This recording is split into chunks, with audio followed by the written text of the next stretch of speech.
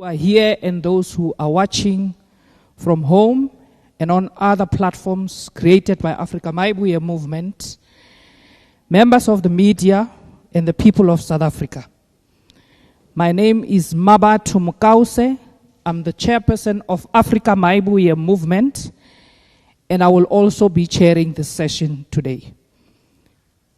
Let me take this moment and welcome all of you in this presser, which will be later on addressed by Comrade President of Africa Mayibuye movement, Comrade Nyiko Shivambu. This is a presser that is going to primarily outline where we are and where we are heading to as a movement. Before we start with our program, I'm going to call upon Archbishop Bafana Zondo to come and open for us with a prayer. Archbishop.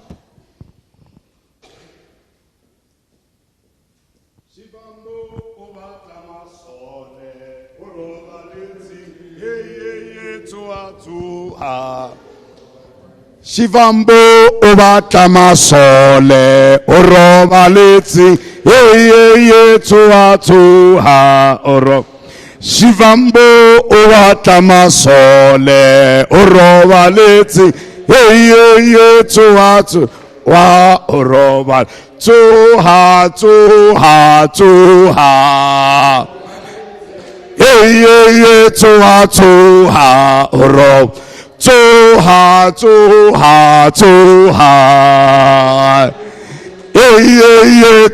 Tuha. Evolutionary greetings to the leadership of Mayibuye, led by our humble yet wise, full of wisdom, Comrade Nyiko Floyd Shivambu. And also, let me greet the media house. Let me greet the ground forces that are here, and everyone in here, and the viewers at home. Be greeted. I just want to read a scripture from the book written by one of the students who happened to follow Master Jesus. And then he oqotsa mantswe a Jesu abangola mantswe ana reng. Jesus said to his disciples, I am the true vine, and my Father is the gardener. He cuts away every branch of mine that does not produce fruit. But he trims clean every branch that does produce fruit, so that it will produce even more fruits. I don't want to preach today about the leaves and other stuff, but I just want to talk about the fruit.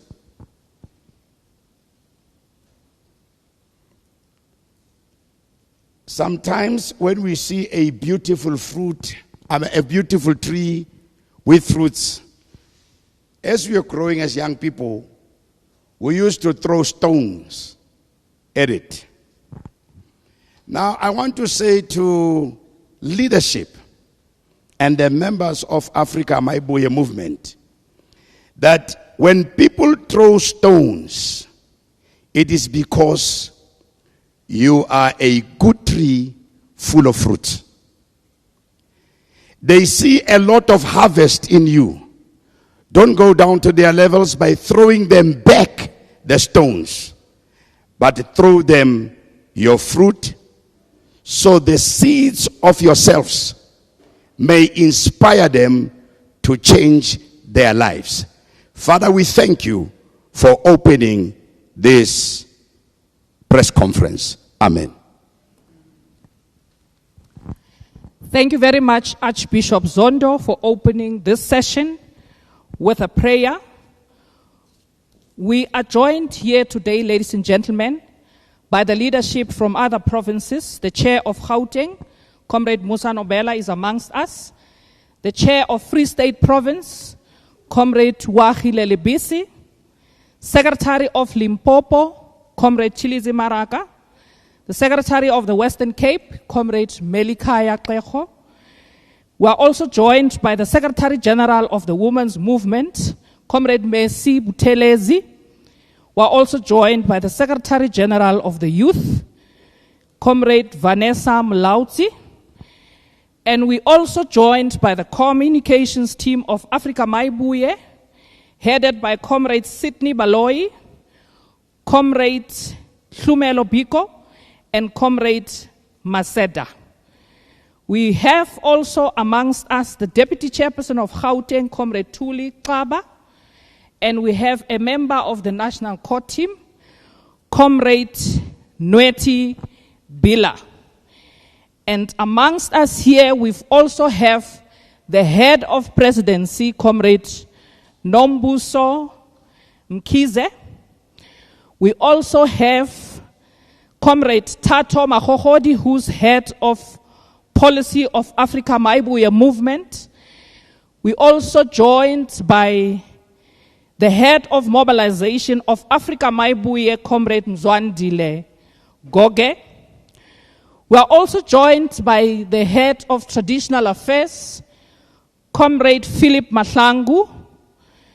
We are also joined here by the officials, starting from the organizing, Comrade Patrick Sindani, who is the Africa Mayibuye national organizer. We are also joined at my far right by Archbishop Zondo, who's the head of Africa Mayibuye chaplaincy. From my far right also, Comrade Lindy Spiers. She's the deputy national organizer of Africa Mayibuye movement. We have also Comrade Luther Libilo, who is the first Deputy Secretary General of Africa Mayibuye movement. We are also joined by Africa Mayibuye Deputy President, Comrade Robert Nwendo, who's also the President of Mausa. We have Comrade Tsepo Mahanuke, who is the Treasurer General of Africa Mayibuye movement. We have also Comrade Menzi Magubani, who is the head of fundraising of Africa Mayibuye movement. We are also joined by the leader of the youth movement, President Kiamokhetsi Masike. We are also joined by the president of the women's movement of Africa Mayibuye, Dr. Nozi Dube. We have also amongst us, joined by the heads of administration, Comrade Nom Pumelelo Nene. We have also lastly joined by Comrade Mkhanyisi, who's also the president of the youth movement and the Secretary General of Africa. We are also joined by Comrade Mkhanyisi Mbengeni, who is also from Students' Movement. Thank you for the correction. We are a fully fledged Africa Mayibuye movement. That is why we are moving with speed. Every department has got its own head and a leader.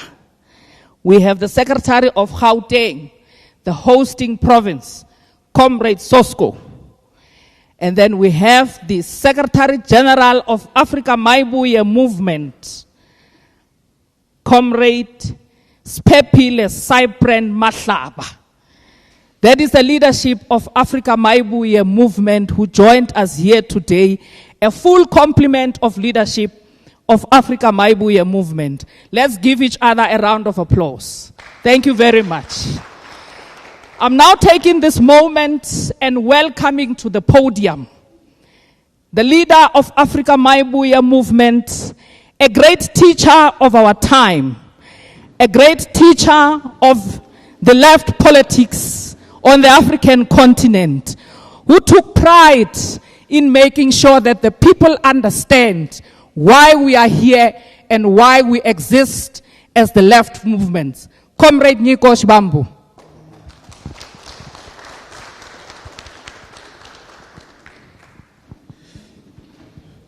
No, thank you very much, National Chairperson of Africa Mayibuye movement.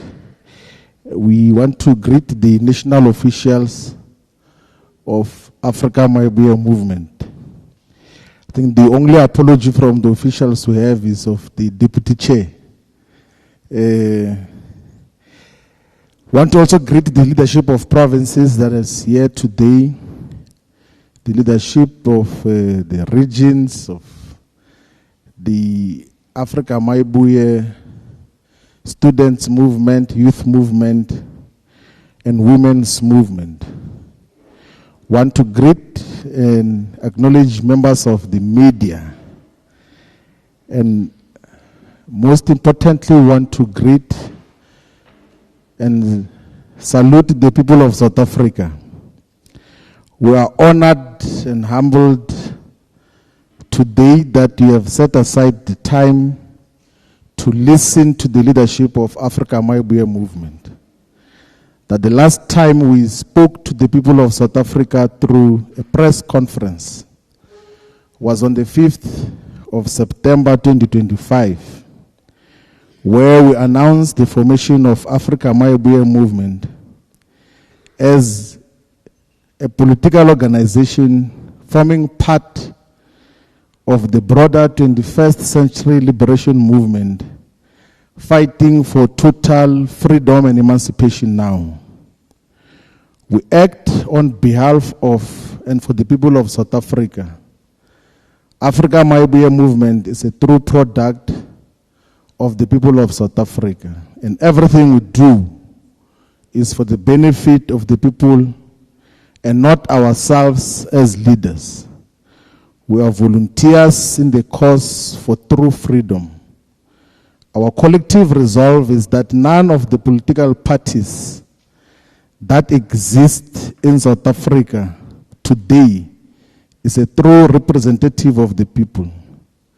That is why more than 60% of eligible voters did not participate in the general elections in 2024. Just above 16 million South Africans casted their votes in the 2024 general elections, despite the fact that there are more than 40 million South Africans who are above the age of 18 and are eligible to vote. We have since the 5th of September 2025 gone to the ground to villages, townships, towns, informal or unrecognized settlements to constitute and induct final leadership structures at provincial, regional, and sub-regional levels. Our mandate and objective remains solid, consistent, and sound. Africa Mayibuye movement is a people's movement and a total liberation and emancipation movement, fighting for total freedom and emancipation now. Africa Mayibuye movement is fighting for total political freedom and emancipation now. We're fighting for total economic freedom and emancipation now. We're fighting to achieve cultural freedom and decolonization now. We're fighting to build a capable developmental state and to be a caring and responsive people's movement. Amongst the many core objectives that define the Africa Mayibuye movement. Primary is the objectives to equally redistribute the land to all the people of South Africa, so that land ownership reflects the demographics of South Africa, meaning that if black people are 80% of South Africa's population, they must own 80% of the land. As objective number 2 is that there must be equal distribution and access to all the natural resources and wealth, including the mineral and marine resources, that indigenous communities must be given access to the mineral resources through small-scale mining. Fishing rights must be available to all the communities alongside the ocean. Our other objective is to pursue full industrialization and build an internal capacity to produce all the goods and services for domestic and global consumption. That we must build factories to manufacture goods and services. The other objective is full and holistic decolonial free education and training of all the people of South Africa, where no one must exit secondary education without a tangible skill. The other objective is to create full employment and jobs for all the people of South Africa who need jobs irrespective of age, because there's a phenomenon now to exclude those that are above the age of 35.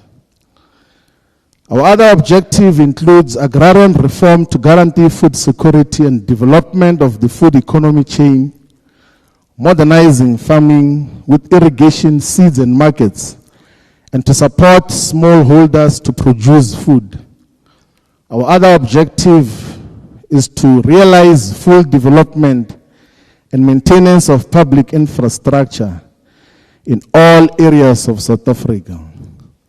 Our other objective is to recognize and respect traditional and royal leadership with the aim of integrating legitimate traditional and royal leadership into governance systems without compromising equality, transparency, and responsiveness. Our other objective is to recognize and respect all religious leaders in all spheres of society. The phase, ladies and gentlemen, people of South Africa, where the movement is at now, is the phase or the stage of establishing structures of Africa Mayibuye movement with the aim of ensuring that our organization exists in all provinces, regions, sub-regions, wards, and all the voting districts. We are in Mayihlome phase. We are in Mayihlome stage, and we are doing very well thus far. There is no organization in the history of South African politics that has gained as much momentum in a very short space of time than Africa Mayibuye movement. There is not a single organization that has got to achieve presence in all the sub-regions, all the local municipalities of South Africa in a far much faster and clearer period than Africa Mayibuye movement. We are the ones the people of South Africa have been waiting for. As we said on the 19th of June when we announced the consultation process, we are not an association of corrupt individuals. Africa Mayibuye movement is not a stokvel. Africa Mayibuye movement is not a cult. We are a movement, a people's movement that has found solace in the hearts and minds of the people of South Africa. Whilst we are establishing structures, we have not buried our heads in the sand to ignore the different political and societal developments that are taking place in South Africa. We are one with the people, and we can see and hear the every pulse of our nation. We want to take this opportunity to note and commend, appreciate the work that is being done by Parliament and the Madlanga Commission in inquiring into the serious problems that confront our society, particularly in the South African Police Service and the entire criminal justice system. Our objective assessment thus far is that there is no one, both in the parliamentary inquiry and the Madlanga Commission, who has believably challenged or invalidated the factual statements of Lieutenant General Mkhwanazi about the wrongdoing in the South African Police Service and the entire criminal justice system. His truths remain strong and remind us of the honesty needed in serving the people of South Africa. There, however, seems to be many people who collaborate with and assist these criminal elements. And these include leaders of political parties and members of parliament. Some act like they are on the side of justice and transparency, whilst at night they plot and plan on how to rescue those that are behind the wrongdoing in the SAPS and the criminal justice system. While we appreciate the necessary work of the ad hoc committee and the commission of inquiry, Africa Mayibuye movement believes and therefore demands that the same energy and dedication given to allegations of crime and wrongdoing in the state must equally be directed to the urgent developmental and socio-economic issues facing our country. Commissions of inquiries and ad hoc committees have happened in the past, including the Marikana Commission, the Falan Commission, the so-called state capture commissions and ad hoc committees, and nothing was done about the outcomes of those commissions.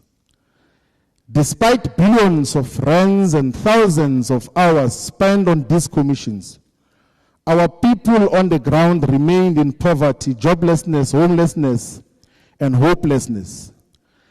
Mayibuye believes and therefore demands that the same energy, enthusiasm, time, money, and determination that is given to these commissions and inquiries must equally be placed on inquiring about the developmental and socio-economic conditions of our people. Parliament and government must put in place commissions, inquiries, and ad hoc committees to investigate the conditions of farm workers in South Africa.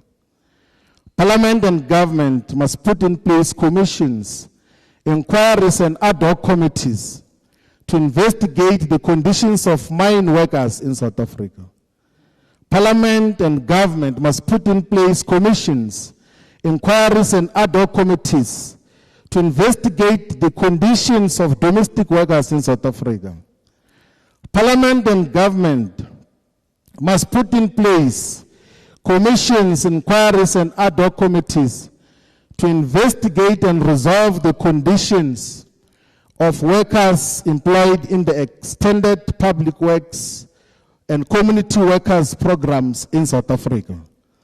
Parliament and government must put in place commissions and inquiries and ad hoc committees to investigate the conditions of security guards, most of whom work for more than 12 hours. Parliament and government must put in place commissions to look into the crisis of unemployment in South Africa. There has to be dedicated enthusiasm to investigate the high levels of crime, particularly murder, in certain townships in South Africa. There has to be a commission to look into the black poverty question, because the 31 years of the so-called democracy have demonstrated that the black poverty question has not been dealt with. Parliament and government must put in place a commission of inquiry and ad hoc committees to investigate the systematic and systemic exclusion and marginalization of women in mainstream economic participation in South Africa. There has to be dedicated focus on the causes of gender-based violence. There has to be clearer attention paid on the position and functions and roles of traditional and royal leadership in South Africa. Parliament must look into the extent and impact of illegal and undocumented immigration into South Africa. What is the extent and what do we do about that? The same enthusiasm that is given on what appears to be police inquiries should be given on issues that are going to change the living conditions of our people. We do not and we will never undermine the importance of revealing wrongdoing in the South African police service and criminal justice system. Yet we believe that the same energy and enthusiasm demonstrated in the so-called State Capture Commission, Madlanga Commission, and all these inquiries must be equally dedicated to the lives and livelihoods of our people. Now, comrades, ladies and gentlemen, just as a historical view, in the year 1929, the whites-only racist colonial government of the Union of South Africa established a Carnegie Commission on the poor white question. So the government, the whites-only government, worked with the Dutch Reformed Church to investigate in a commission of inquiry the question of why are white people poor, in particular the Afrikaners. And they did research, they received submissions from communities, received multiple recommendations, policy interventions, and of course for their own purpose. But in the ultimate end, the policies and the interventions that followed the Carnegie Commission on the poor white question permanently resolved white poverty in South Africa. So we can give multiple examples all over the world where public representatives are concerned about the conditions of the people, are concerned as to how do we drive industrialization. Before Japan industrialized, before South Korea industrialized, there had to be commissions as to how do we pursue massive industrial development from being a country which was possibly at the lowest barrel of the global economy. And after those commissions, they were able to follow proper industrial development. So, whilst we appreciate accountability from those that are involved in wrongdoing in the SAPS, it can be that all the energy and enthusiasm is dedicated to that, and we forget about things that are going to change the lives of our people. We therefore, as Africa Mayibuye movement, call for the establishment of a commission of inquiry into black poverty in South Africa, because there clearly seems to be no solution. Absolute poverty amongst black people since 1994 has never been under 50%, where more than 50% of the black population live under the poverty line. All the areas where black people stay in the townships, in the informal or the so-called informal but the unrecognized settlements, in the villages, there is no government at all. There is no industry, there is no jobs, there is no adequate healthcare facilities. And as compared to the colonial settlers or the descendants of colonial settlers. Black people are poorer, white people, the percentage of poor white people is less than 1%. In terms of unemployment, black unemployment in South Africa is always above 37% in the official definition and above 45% in the expanded definition. But white unemployment has never been 10%. And those that are not working is because they choose not to.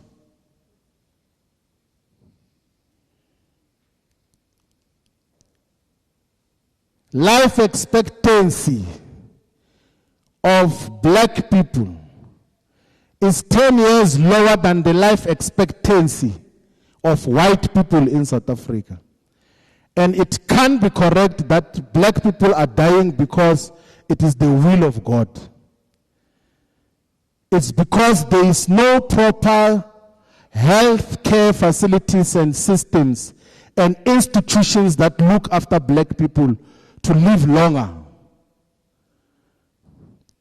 So we, as Africa Mayibuye movement, are calling for a dedicated commission of inquiry into the black poverty question in South Africa. Let's talk about this. Let's get the submissions. The last time there was an attempt to do so was in the process to develop the Reconstruction and Development Plan, which was deeply consultative and involved civil society submissions and community participation.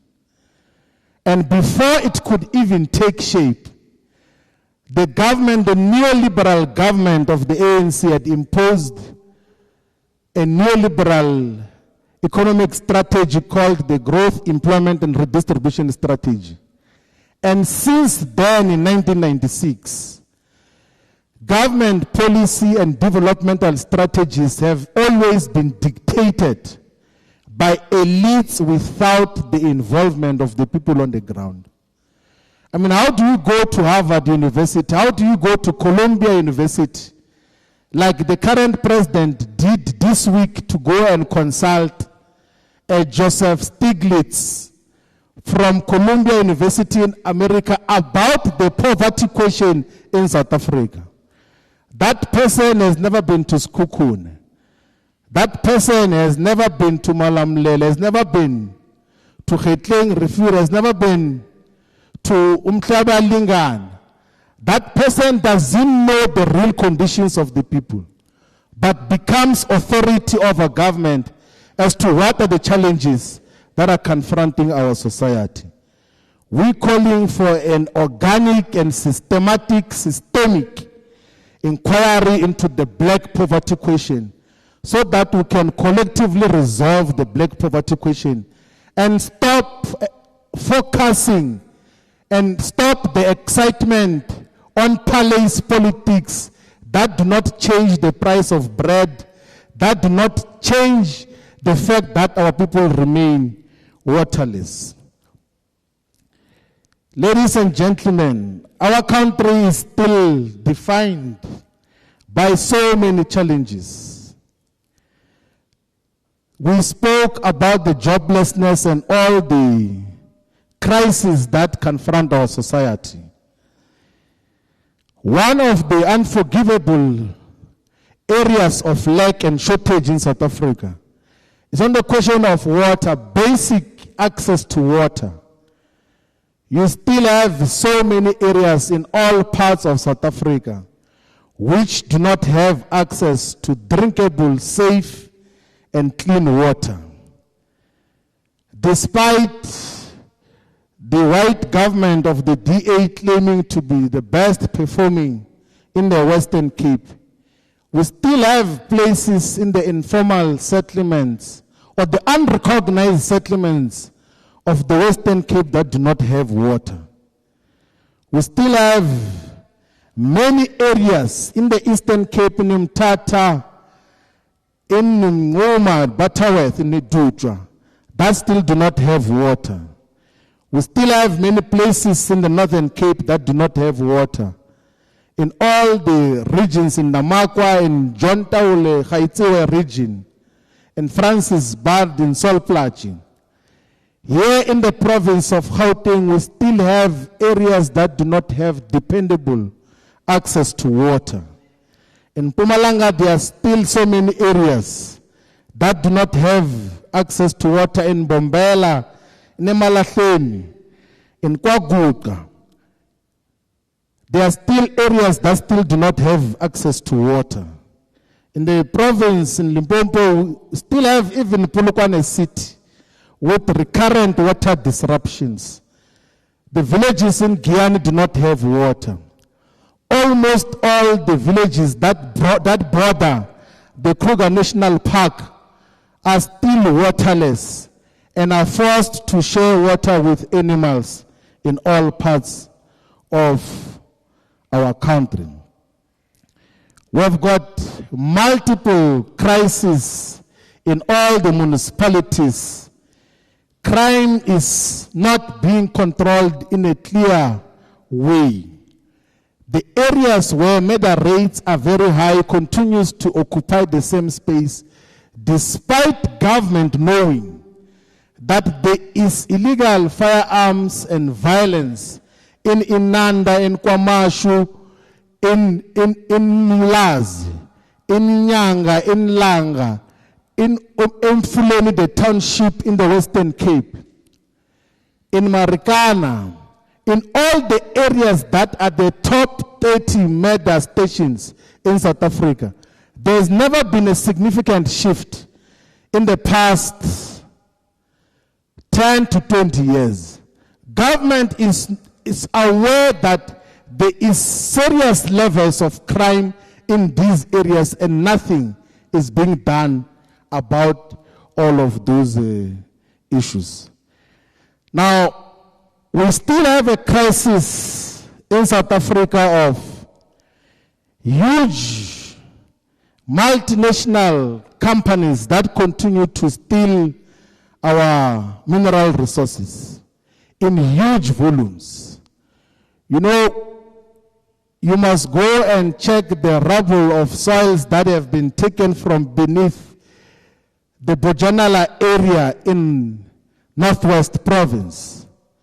You drive for kilometers and what you see is rubbles of soils.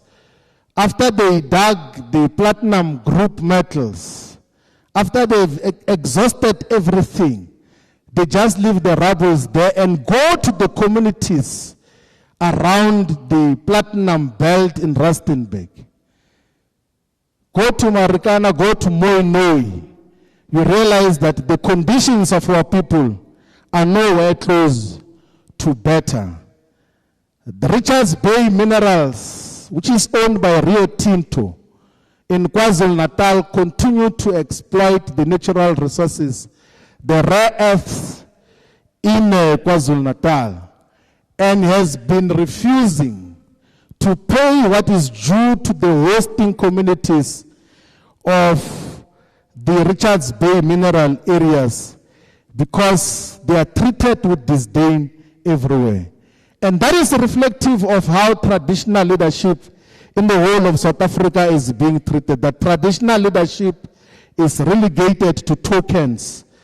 The same way religious leaders are being treated with disrespect by government, which wants to introduce laws to micromanage religious institutions, in particular churches. And that is one thing that Africa Mayibuye stands opposed to.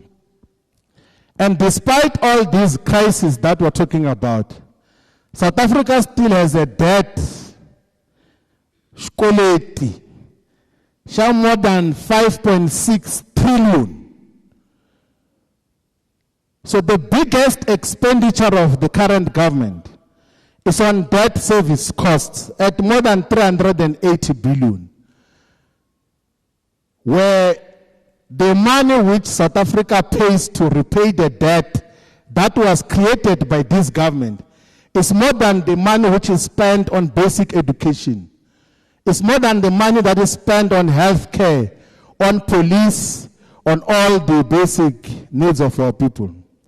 And despite that reality, last week, the South African government went to accept another loan from the World Bank of 16 billion rand.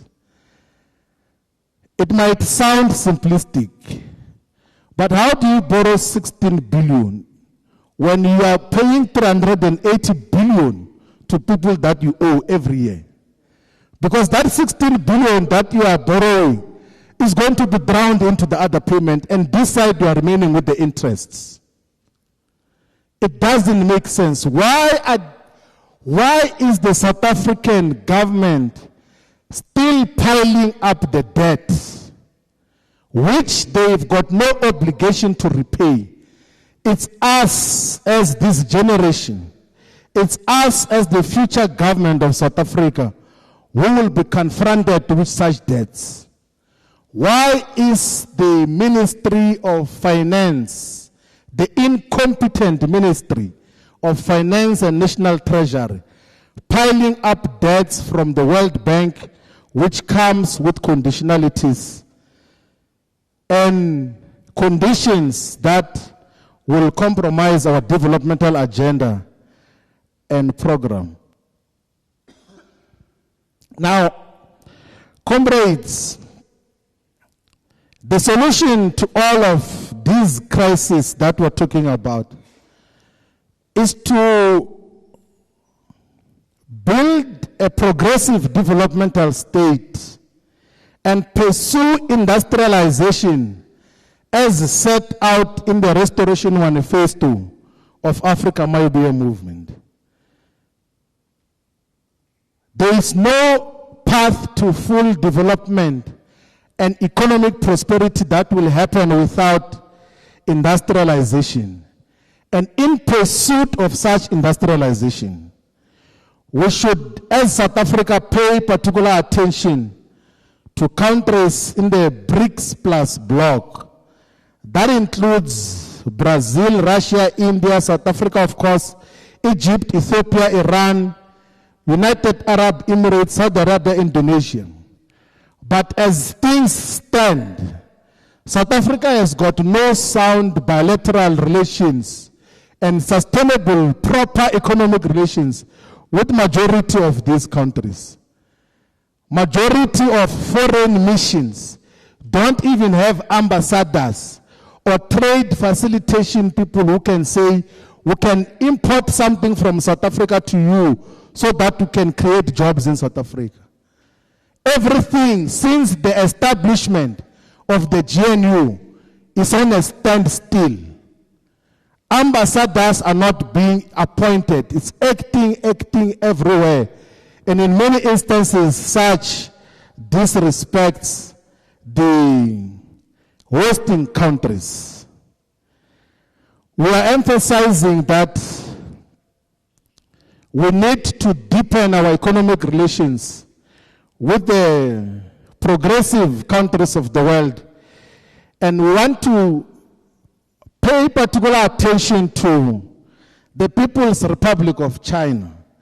The People's Republic of China has got more than 1.4 billion.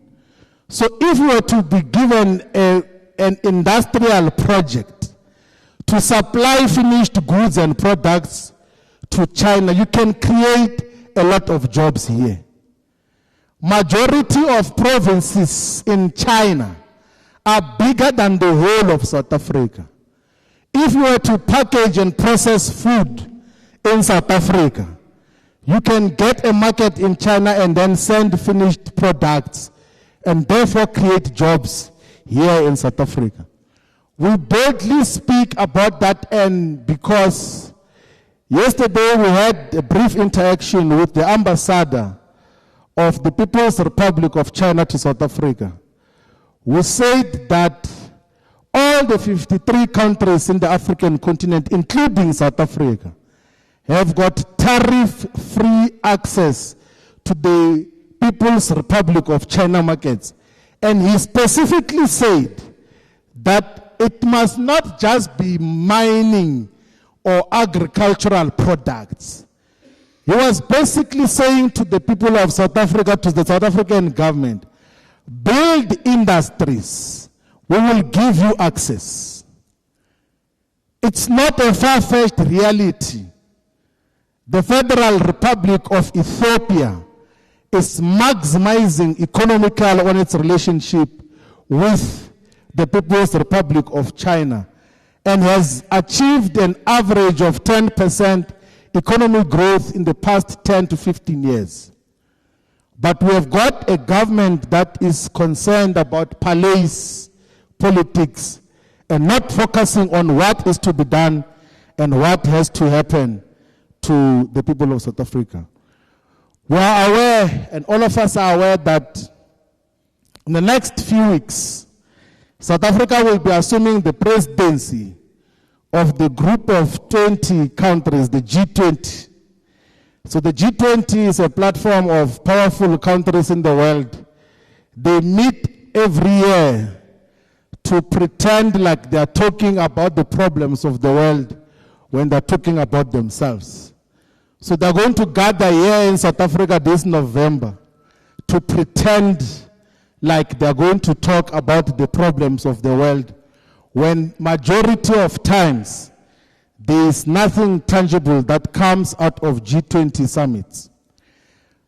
Despite that reality, and with doubts in our mind, we think that South Africa should use this 12 months presidency of the G20 to call for a global end to illicit financial flows and resources theft, which largely affects the African continent. South Africa must call for the end of destabilization of African countries, particularly the DRC, South Sudan, Mozambique, and Zimbabwe by Western forces. That South Africa must call for the long overdue reconfiguration of multilateral global institutions, including the United Nations, World Bank, IMF, and the World Trade Organization. In the case of the UN, when the UN was launched in 1945, there were only 2 independent African nations. Hence, Africa was wholly excluded from mainstream participation and mainstream power in the United Nations. We have got 54 nation states now. We have got more than 1 billion people. Why is it that in Europe you have got 2 members of the Security Council who come from Europe, but the entire African continent doesn't have a significant say in the systems and institutions of global governance? South Africa, despite it being coward in the current leadership, should call for the liberation of Western Sahara, must decisively isolate Morocco until the people of Western Sahara are given freedom, and should continue to demand for the end of hostilities in Palestine and condemn the racist state of Israel. Now, comrades, today we want to take this opportunity to appreciate the work which we took time to do as leadership structures and members of Africa Mayibuye movement.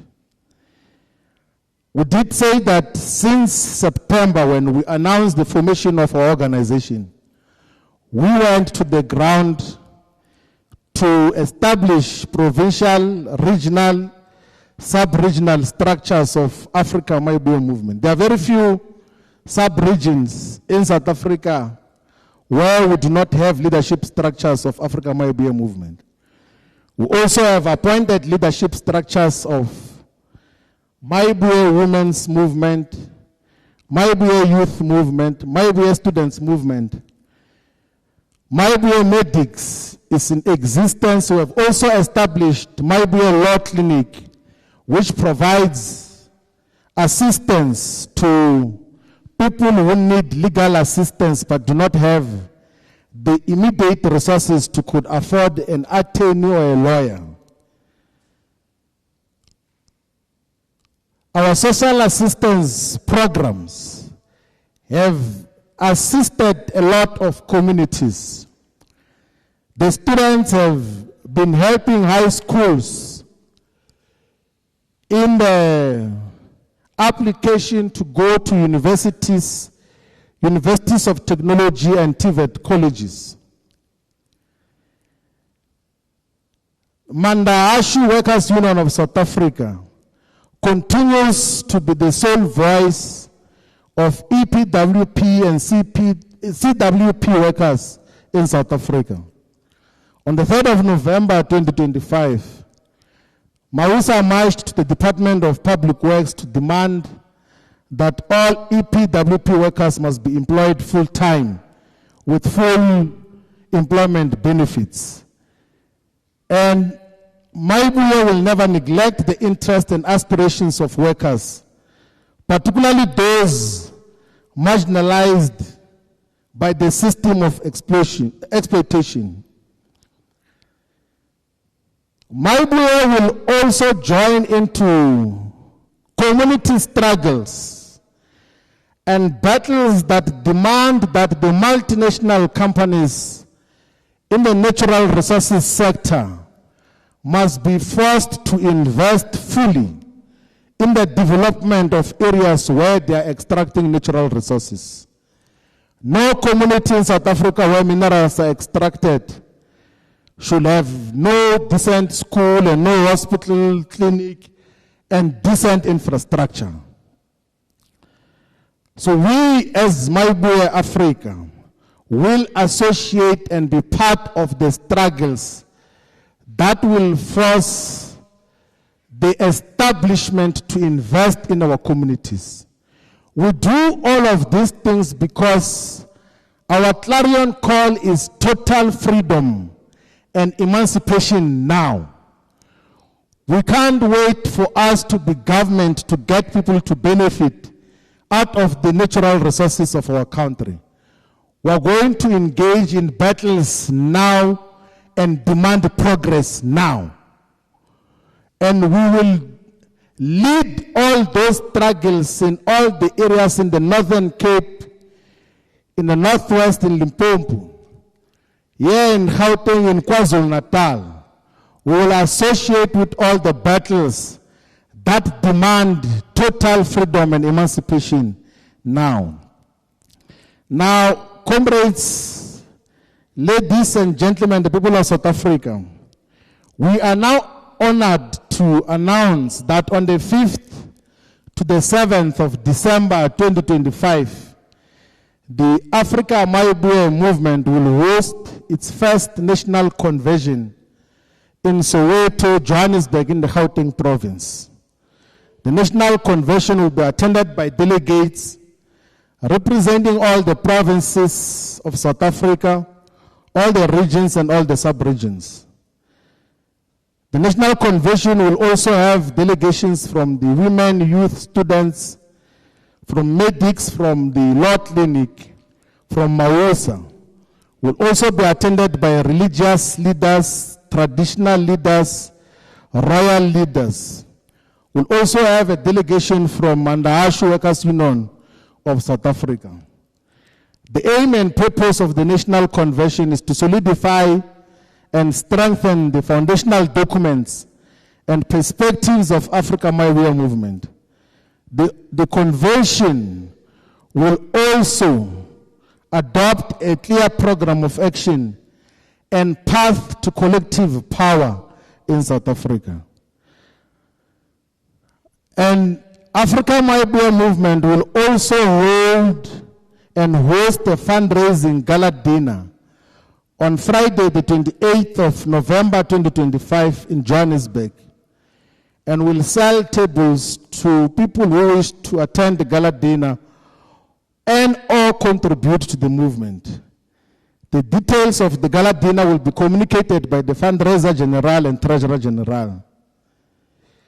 The progress we have made in establishing structures within few months is testimony that Africa Mayibuye movement is a people's movement, a force for total freedom and emancipation now. We carry the mandate of the people of South Africa. We are a true movement of the people, and that is why we speak with boldness and confidence that we are a movement of the people that is going to bring about true freedom and emancipation now. We call on all genuine community activists, community leaders, civic organizations, community forums, and progressive institutions to join and associate with Africa Mayibuye movement. But we, however, want to humbly advise that those who have got intentions of self-enrichment, those who have got intentions of corruption and selfishness and greed must remain where they are. Our movement is not for those who want to use the organization for self-enrichment. Our organization is a people's movement joined by volunteers and servants of the people. In conclusion, we want to reaffirm the principles that guide our movement, which is Ubuntu, honesty and respect, sound and superior alternatives, collective prosperity, black economic solidarity, women's economic empowerment, respect of royal and traditional leadership, recognition and respect of faith leaders, strong opposition to corruption and anti-imperialism. Thank you very much, comrades. That is the statement that we had to give. Chairperson.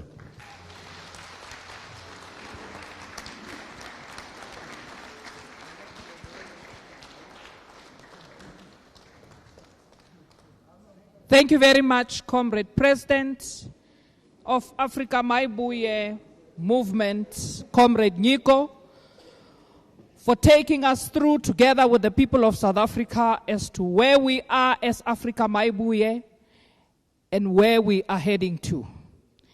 Let me also acknowledge the presence of the chairperson of Limpopo Province, Comrade Mike Matebe, who has also joined us. The chairperson of Mpumalanga Province, who has joined us, Comrade Mike Ngobeni, and the secretary of Mpumalanga Province, Comrade Precious Nomaziani. Thank you very much, comrades, who came here and joined the officials in this beautiful day of Africa Mayibuye Movement presser. I'm now going to allow members of the media to an opportunity for questions. I will note hands. As we are given an opportunity, may we please introduce ourselves and mention the media houses that we are representing in this beautiful occasion of Africa Mayibuye Movement presser. Can I be assisted with a microphone, please? This side.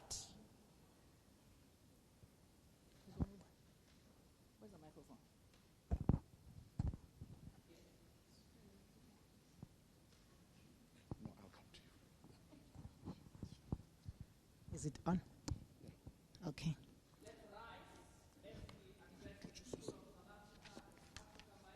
For real, I'm working. Okay. Good day. It's Wikanyo, MDN TV.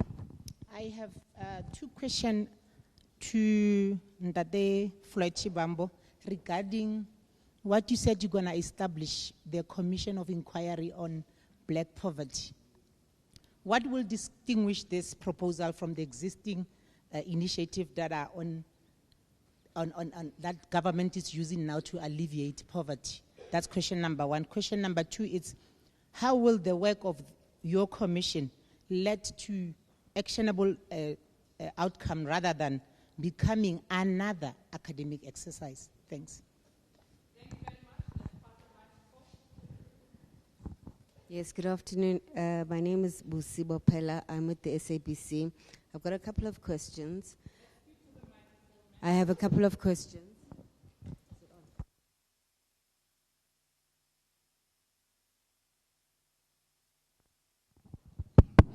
Okay, thank you. Can you hear me? Yes, I've got a couple of questions. Busibo Pella from the SABC. My first one is that you've spoken about the fact that Mayibuye Africa is one of the fastest growing political parties that has ever been established in South Africa. Can you give us the numbers? And then just in terms of towards the local government elections, because I assume that is you'll be contesting them, do you have any areas, what is your strategy? Are there any areas that you are looking to focus on? The other thing is that in terms of the medium-term budget policy statement that is going to be announced this afternoon by the finance minister, what are you expecting to come out of that? The other thing is that you've spoken about the fact that you want certain things to happen, you know, commissions of inquiry and that sort of thing. My question is that, black parties in South Africa have been basically diluted. There are a lot of them, which makes it quite difficult for there to be any kind of muscle in terms of the things that you talk about, things like land, redistribution of land, industrialization, decolonization. And you seem to be part of the problem. You are also kind of dividing the black vote and giving it less muscle. So how do you intend to bring this vision of yours that you outline here and make it a reality, given the fact that you're basically dissipating the power of the black vote? And then I think my last question would be, out of interest, are you Pan-Africanist in terms of your outlook, and what is your stance with regards to migration in the country? Thank you. All right. With the SABC. Mr. Shivambu, just one question from me. Your take with regards to, you spoke of a commission. South Africans hate or are disliking commissions because they yield no results.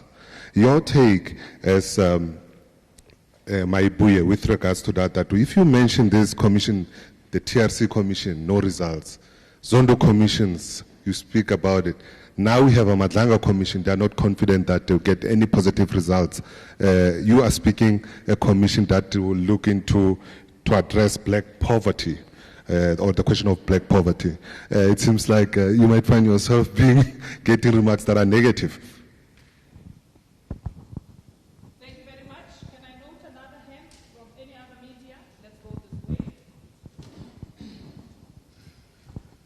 way. Good afternoon. My name is Mfundi Mkulisi from Daily Sun. I would like to ask one question, and that is in regards to illegal immigrants. We noted that a few weeks ago, the president spoke, and he said that most of the crises that we face in South Africa, the burden on social service is caused by illegal immigrants. What's your sentiment on that as a Mayibuye movement? Thank you. Thank you very much. Any other?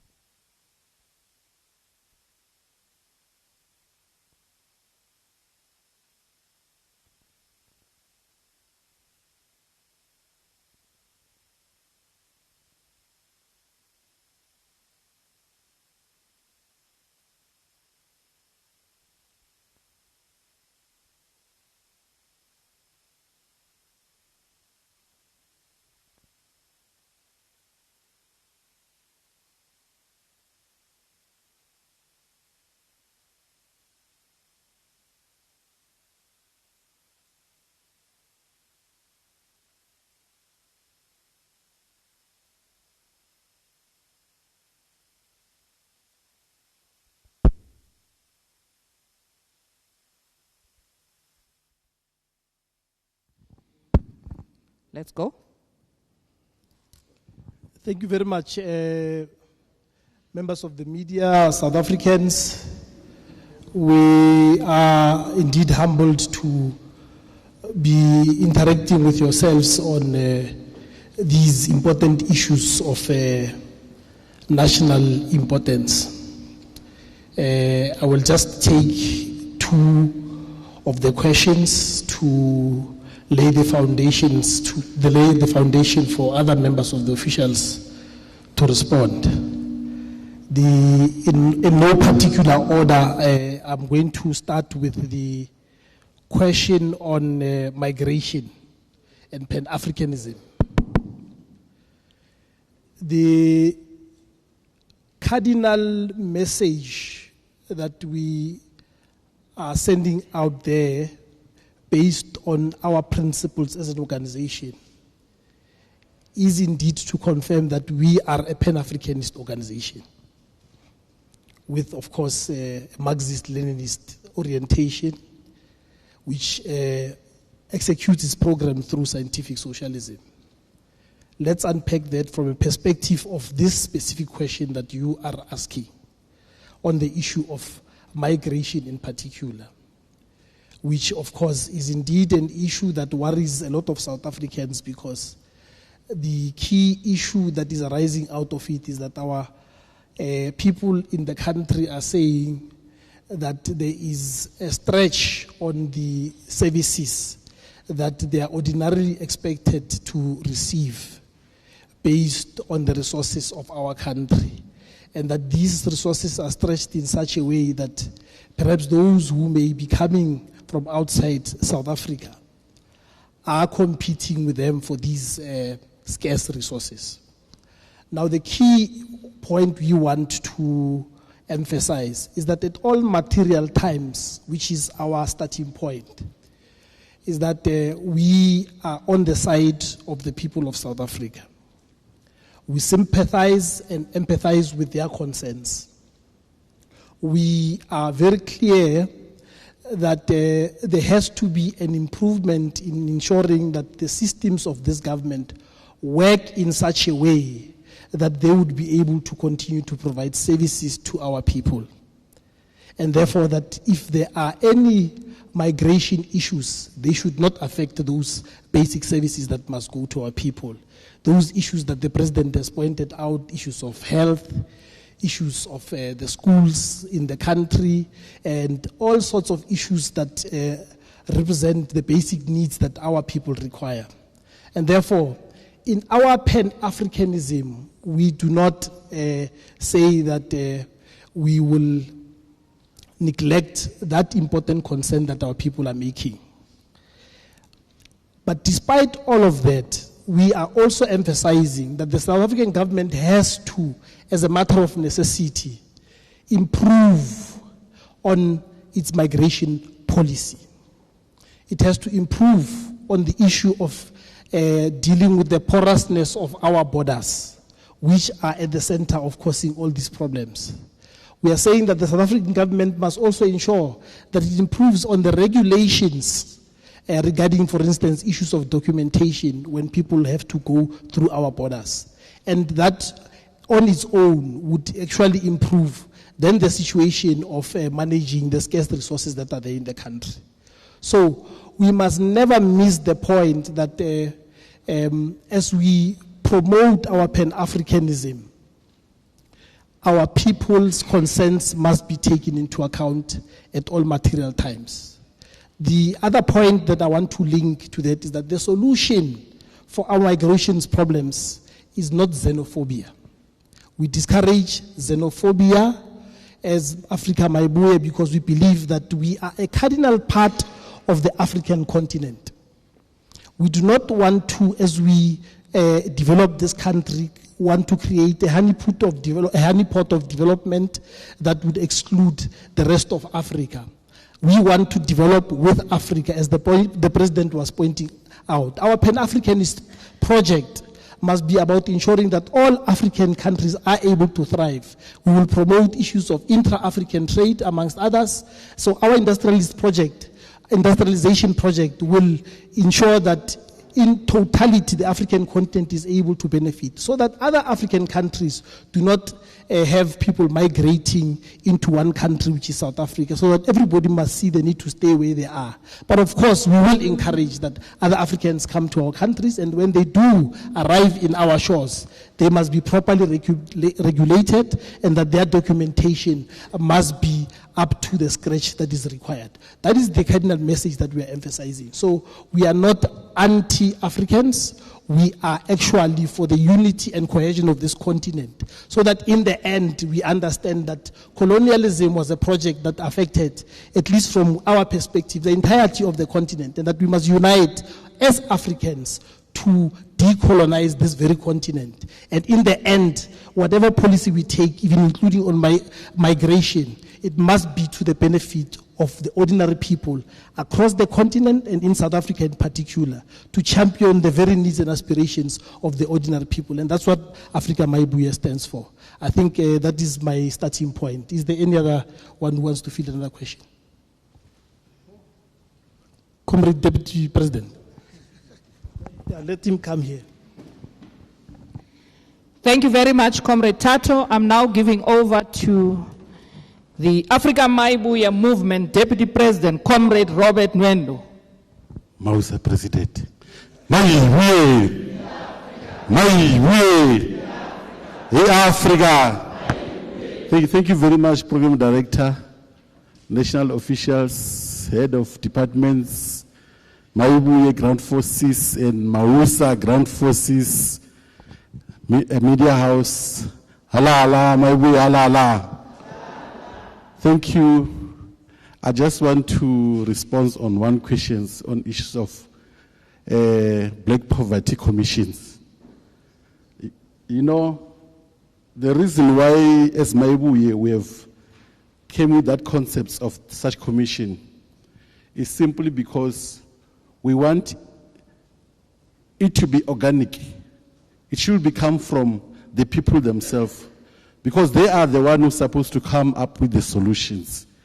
The people that have been given responsibility to deal with the issue of poverty in the country, they just voted for, they just analyze, they don't really understand those challenges that are facing people who are affected by poverty.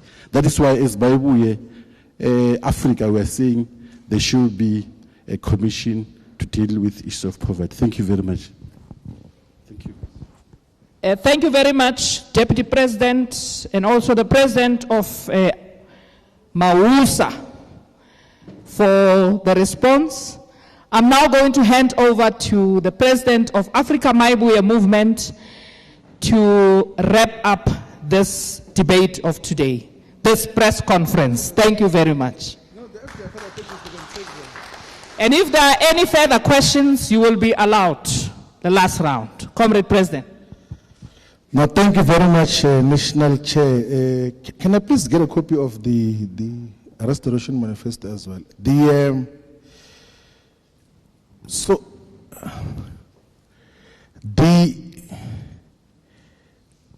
formation of Africa Mayibuye Movement is as a result of the massive consultations and the demands from the people that made submissions.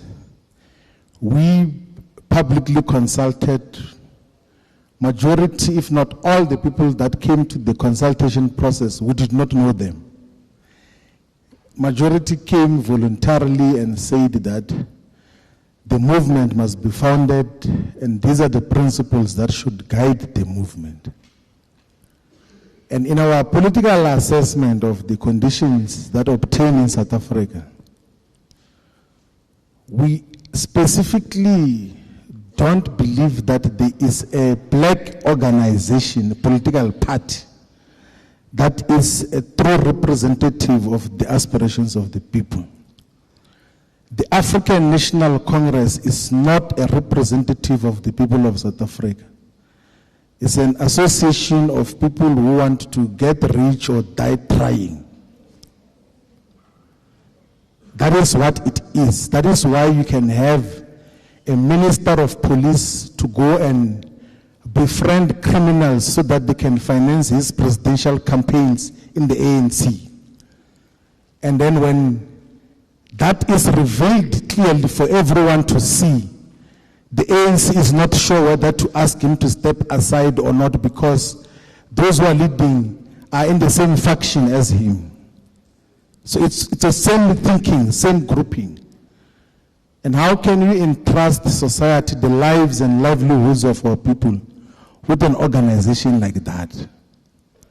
The ANC has got in its hands the blood of workers in Marikana. It was a decision of the ANC government to go and kill defenseless workers. It's not a representative of the people. The conditions of our people is a clear demonstration that the ANC is not a representative of the people.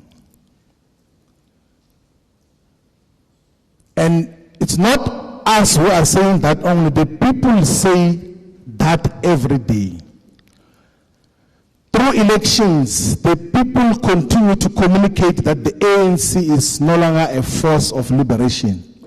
And that is demonstrated by 19 million voters in 1994 and 16 million in 2024, 30 years later, when the population has grown. It's a sign to say that we don't trust you. We thought that you are something different, but you are not changing the lives of our people.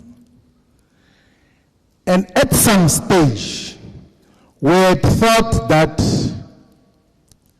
there could be alternate black political organization that will carry the baton that has been thrown away by the ANC and fight until the finish line. So our collective assessment and resolve as Africa Mayibuye is that there is no black organization that is fighting for the aspirations of the people.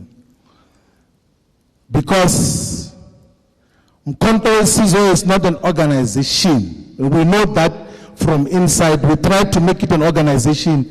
It failed. It will never be an organization. Organizations take meetings, they take decisions in meetings and in a proper system. There is consistency in terms of how they handle things. So Mkhonto Sizwe doesn't fall within a definition of an organization. It's a project to manage the personal problems of President Zuma. That is what it is, and family. And anyone, like we believed differently before, and we thought that we led, the majority of us here led the Mkhonto Sizwe. DSG, National High Command, the TG, National High Command, everywhere. Majority of us, convener of religious sect, and we know, and nothing is going to change about that. And those who are there thinking that no, something is going to happen differently, they are being delusional. There's nothing that is going to change about Mkhonto Sizwe. But in any way, majority of people, particularly in KwaZulu-Natal, have begun to realize that this thing was just a farce. It was an excitement, it was fashion. And it doesn't have any capacity to do anything. And that is an objective assessment. And it's not disrespect, it's an objective assessment that majority of people have realized that there's no organization. The other one of EFF, which we founded, is led by delusional people. That is a fact, and we must, and we're not here to talk about them. That is why we never mention them in our media statement. But our collective assessment as Mayibuye is that there is no liberation movement in South Africa, and we are existing to fill a vacuum of a liberation movement in South Africa to provide clear and revolutionary liberation politics which are going to prioritize the interests and aspirations of the people on the ground. That is what we are all about. And we are unapologetic about that. You know, I see people saying on social media that, no, this thing is going to die and everything else. When some people insult us, no, this organization is going to die. Mayibuye is not going to die. It's an organization that is here to stay and is going to bring about total freedom and emancipation in South Africa. And that is one thing that is for sure. Some of us have been involved in the formative stages of organizations. I was saying to the chairperson of Gauteng, he was the chairperson, I think, for the first 6, if not 8 years of the EFF from 2013 here in Johannesburg. And everyone else who were at the formative stages of the EFF will know that the stage that Africa Mayibuye movement is at in 4 months' time is where EFF was possibly in the year 8 or in year 9. Because we are present everywhere and we are led by respectable people, not unemployed youth only. And not that there's anything wrong with the unemployed youth. They must be integrated and be given skills, they must be given leadership roles. But that side, the constituency was just that component only.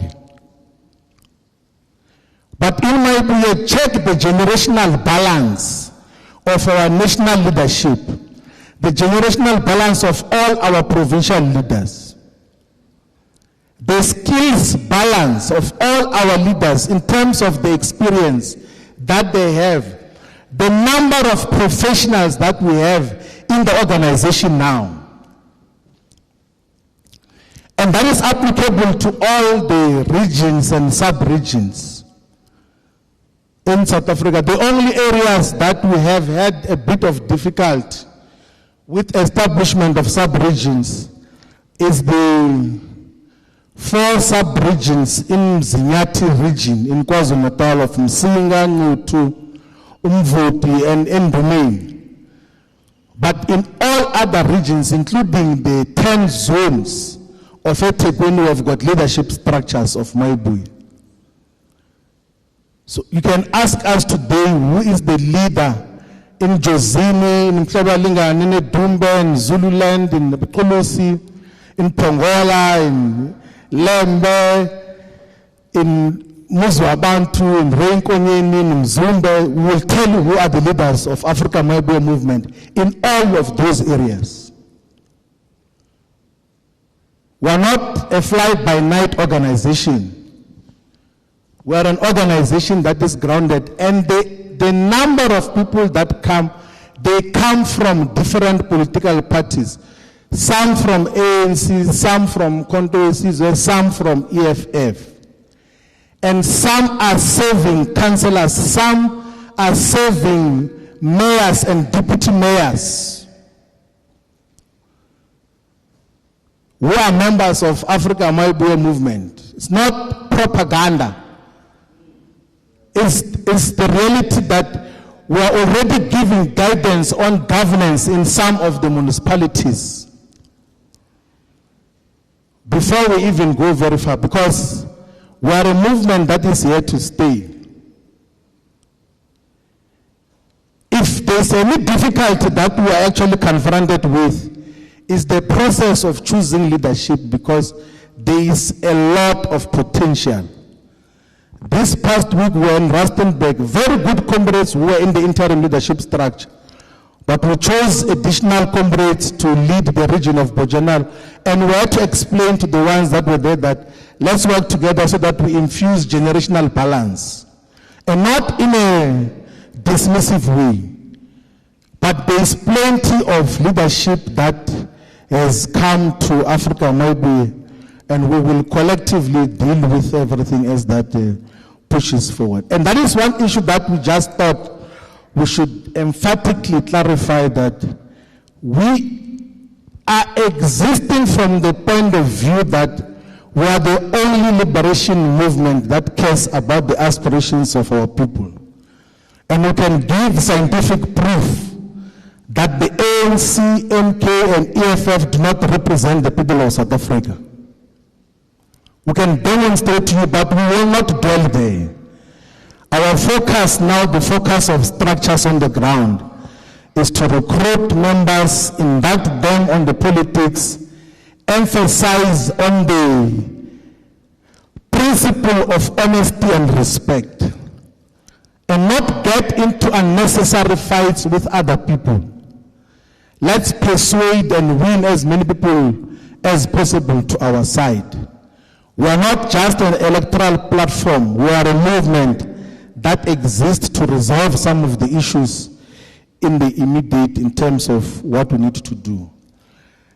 Now, the principle that we are emphasizing, I think the Deputy President has covered that adequately, is that if you have elite-imposed policies on government, they always fail the people. So there was a bit of progress in South Africa with the RDP because the RDP was organically developed, like it came from the ground. There were inputs from the people on the ground. We will say we need water, we need houses, we need this. The government at least was planning from the point of view on what is the ground demanding. But national government now, in its economic policy and responses, does not take into considerations the demands on the ground. They don't even read the IDP. So that IDP, sometimes they do those things of consulting wards and all of those things in the development of IDPs. But planning at national level, there is a medium-term budget policy statement today. I can tell you now that the bureaucrats in National Treasury and even the minister do not know what are the immediate issues in each and every locality. They go and consult so-called intellectuals from Europe, from America, and then want to impose those solutions to South Africa. And that is what has been the cause of perpetual failure. We're saying that let the people talk for themselves. To say that in this area, this is the solutions that we're looking for.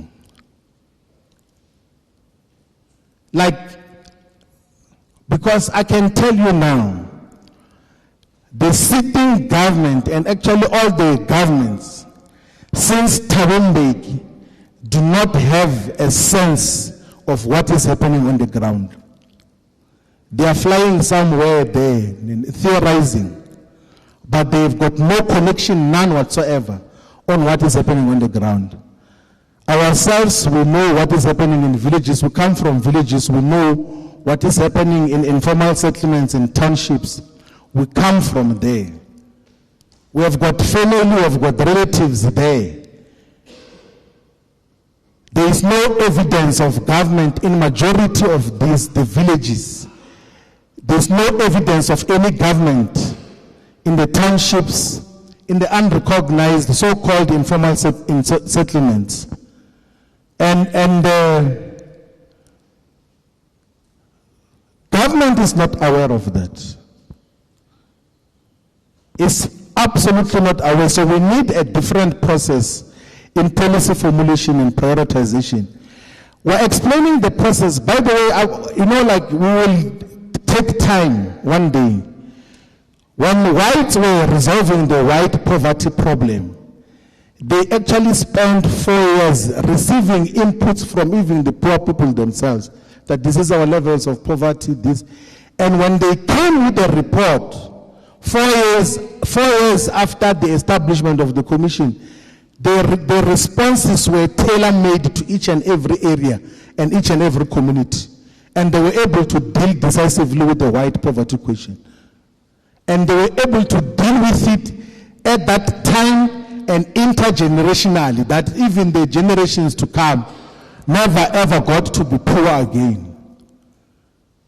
But ourselves, as black people who are still trapped in poverty, including those who are employed in senior positions, the difference between them and the ordinary people in informal settlements is that monthly salary. If they take it, they are back to informal settlements. Majority of black people are propertyless, do not have control of the means of production. And that is what we need to talk about as a country, and not focus on palace politics. Let's talk about things that are going to change the lives of our people. Thank you very much, Chairperson.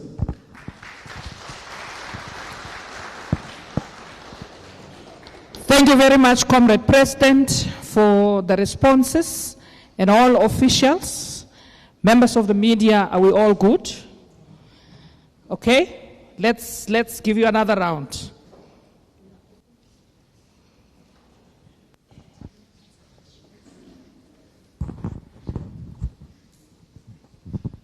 Thank you very much. I think Ndata Floyd didn't answer questions. Thank you so much. The question of the commission, the question that I've asked, I didn't hear you answering. Thank you. On the commission. What was the question again? On the commission, establishment of the commission. Is it on the establishment of the Commission of Poverty, looking into the question of poverty? Establishment of the Commission of Poverty.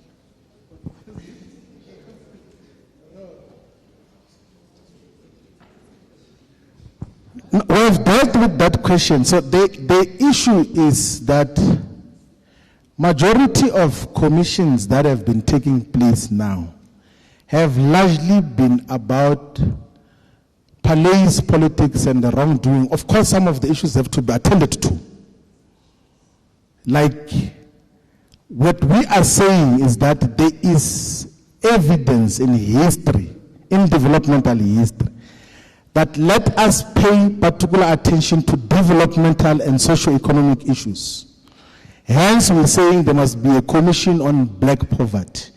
And we give direct reference to a commission which was established on the poor white question, which was established by the colonial government, and the result of that commission resolved the poverty of white people permanently, because they paid attention as to what is the nature and character of that. Of course, in terms of the palace commissions that have happened, the so-called State Capture Commission, the so-called Arms Deal Commission, all of those things, it's issue of who talked, who spoke to who called who, what's up, and all of those things there. Whether we act on those issues, it doesn't change the price of bread. It doesn't improve the roads. It doesn't give housing. What we are talking about now is a practical discussion of things as to what do we do in each and every area. If we go to Vembe, what do we do in Musina, what do we do in Makado, what do we do in Tulamela, what do we do in Collins Chaban? If we go to Skukuna, what do we do in Elias Mtsalid, in Fetaho Mutubats? What do we do in Makudutama? In all the areas, and practically, how do we get to benefit out of the mineral resources in our areas practically? What are the specific interventions? Because as we speak now, there is no plan for any area where black people stay, not even by the municipalities. There is no policy response strategy in any of the areas where our people stay. You can go and have a conversation with the councillors that are in office now, or the mayor, and say, what are we going to do differently here in this area? You'll get a very long response, but there will not be an answer at the end. So that is what we're talking about, that let us focus. Political leadership should be about focusing on the socio-economic conditions and the livelihoods of our people, and not on who did what, who texted what, and all of those things. They must deal with that and then hold those who are responsible accountable. But the major focus of politics should be on what are the issues that affect the lives and livelihoods of our people. There has to be change. Like, there must be something tangible that will benefit. And we take this approach because we are inspired by Amilcar Cabral, who says that bear in mind that people are not fighting for ideas or something in people's heads. They're always fighting to win material benefits, to guarantee the future of their children, to have access to quality education, and to have material prosperity. And that is what we're talking about, that whatever discussion that we get involved in at a political level, we must think, how is this going to benefit the people at the ultimate end? And that is what we are talking about, and have a different systematic approach in terms of how we get to resolve all of those issues. Thank you very much, Chair. Thank you very much, Comrade President. Members of the media, South Africans, and all ground forces of Africa Mayibuye movement, let me take this moment on behalf of the President of Africa Mayibuye movement and the officials of Africa Mayibuye movement, thank each one of you for joining us here today on this beautiful day of Africa Mayibuye presser on what is to be done next. And let us go well home, but before we do so, let me make this announcement. All secretaries and chairs, let us not leave after this presser. Let us meet the Secretary General, and let me request Archbishop Zondo to come and close for us with a prayer. Thank you very much, comrades. Let's give each other a round of applause.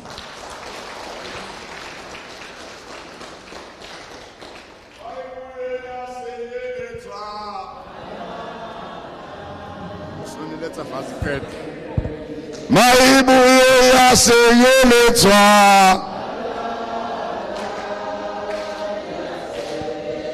Mayibuye yaseyeletwa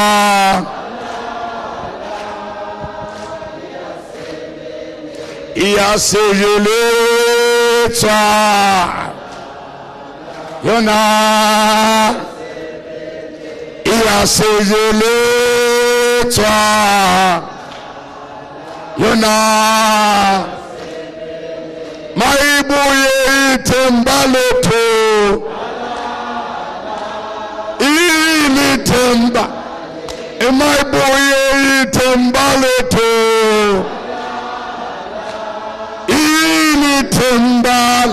ilithemba lethu alala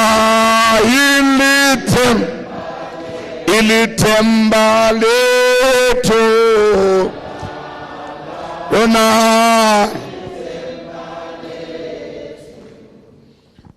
nako engwe re tshepa modimo mohlang re shwelletsweng kapa re lahletsweng ke tšhelete empa dibakeng tse ding e ka re ha re tsotelle modimo empa sebakeng sena ho Mayibuye modimo ke hloho ya dintho tsohle ho modimo ya ntseng le hodimo le lefatshe modimo wa rona ka lebaka la Kriste hlonipho tlotla le kganya le poko di ye ho wena melaetsa ena yohle modimo wa ka e fihle dikgutlong tse nne tsa South Africa lebitsong la Kriste Jesu morena amen. Re a leboga.